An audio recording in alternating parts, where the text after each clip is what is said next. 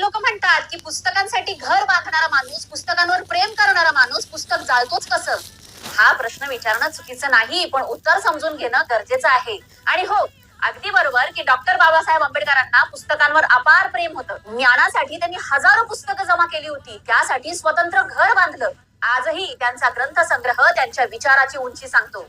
मग प्रश्न साहजिकच पडतो की असा माणूस पुस्तक का जाळेल? कारण बाबासाहेबांनी जाळलेलं पुस्तक साधं पुस्तक नव्हतं, तो धर्माच्या नावावर तयार केला गेलेला ग्रंथ होता. आणि विचार करा, जर एखादा ग्रंथ असा सांगत असेल, शूद्रांनी वेद ऐकले तर त्यांच्या कानात वितळलेलं शिस ओतावं, आणि शिकण्याचा प्रयत्न केला तर जीभ छाटावी. जर एखादा ग्रंथ स्त्रीला सांगत असेल की तिला स्वतंत्र विचार नाही, स्वतंत्र निर्णय नाही आणि स्वतंत्र जीवनही नाही, ती बालपणी वडिलांच्या, लग्नानंतर पतीच्या आणि वृद्धावस्थेत मुलांच्या अधीनच राहील. जर कोणताही गुन्हा केला तर शिक्षा माणुसकीवर नाही तर जातीवर ठरत असेल.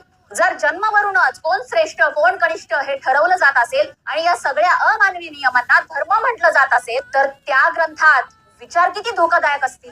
म्हणून बाबासाहेबांनी ज्ञानाचा अपमान केला नाही, तर मानवतेचा अपमान करणारा विचार जाळला. आणि म्हणूनच 25 डिसेंबर 1927 रोजी महाडमध्ये मनुस्मृती दहन झालं. हे कृत्य द्वेषातून नव्हतं, हे विवेकातून होतं, ज्ञानाचा मार्ग दाखवणारं होतं. पुस्तकांवर अपार प्रेम करणाऱ्या या महामानवानं हे पुस्तक जाळलं, कारण माणसाला माणूस म्हणून सन्मान मिळणं हे त्यांच्यासाठी कोणत्याही ग्रंथापेक्षा मोठं होतं.